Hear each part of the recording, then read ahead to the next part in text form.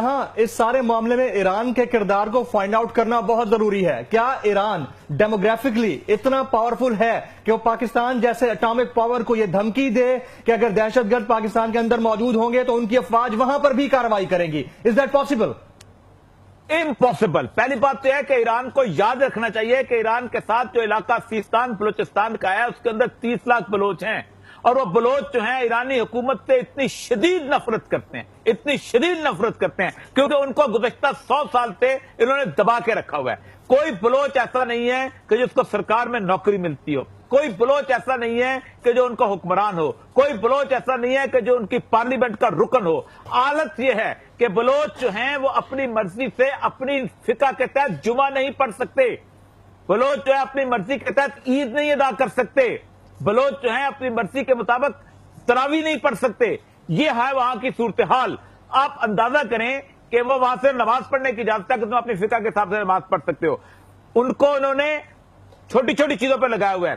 وہ وہاں ماچ نہیں بنتی، ماچ سے اسمگل کرتے ہیں. یہاں پہ وہاں پر کپڑا نہیں بنتا، کپڑے کی گٹھیں اسمگل کرتے ہیں. وہاں پر اونٹ کا گوشت بکتا ہے، انڈیا سے لے کے بیچارے آتے ہیں وہاں جا کے اسمگل کرتے ہیں. میں وہاں چاغی میں رہا ہوں، ہم ان کو راہداری دیا کرتے تھے، وہ یہ سارا سامان لے کے وہاں جاتے تھے. غربت اور افلاس انہوں نے بلوچوں کو دیا. اگر اس نے اس طرح حرکت کی، ایران کو اندازہ نہیں ہے کہ اس کے خلاف یہ جب باتیں کرتے ہیں نا جیش العدل کی، یہ جیش العدل نہیں ہے، یہ بنیادی طور پر ایران کی جو وائٹ سپریمیسی ہے.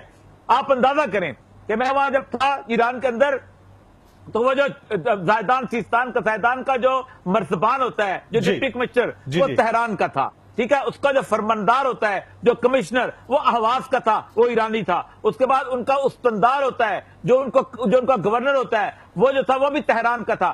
کسی بلوچ کو وہاں پر اجازت ہی نہیں ہے کہ وہاں ان کی اپنے علاقے کے اندر اپنی حکومت قائم کر سکے. تو ایک تو یہ ہے. دوسرا، افغانستان میں بھی ایرانیوں نے طالبان کے خلاف اپنی حزب وحدت کو کھڑا کیا.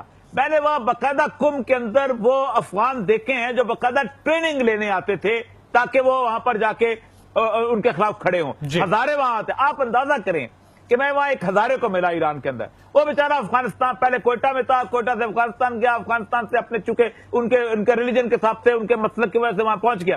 میں جائے مجھ سے باتیں کرنے لگا. میں نے کہا تو میں یہاں پر کہہ رہا تم یہاں کیوں ہو؟ میں نے کہا میں اس لیے ہوں کہ میں یہاں پر نوکری کر رہا ہوں. کہتا جلدی جلدی بھاگ جاؤ. میں نے کہا کیوں؟ کہتا یہ صرف ایرانی ہیں. اچھا، یہ شیعہ بھی نہیں ہے.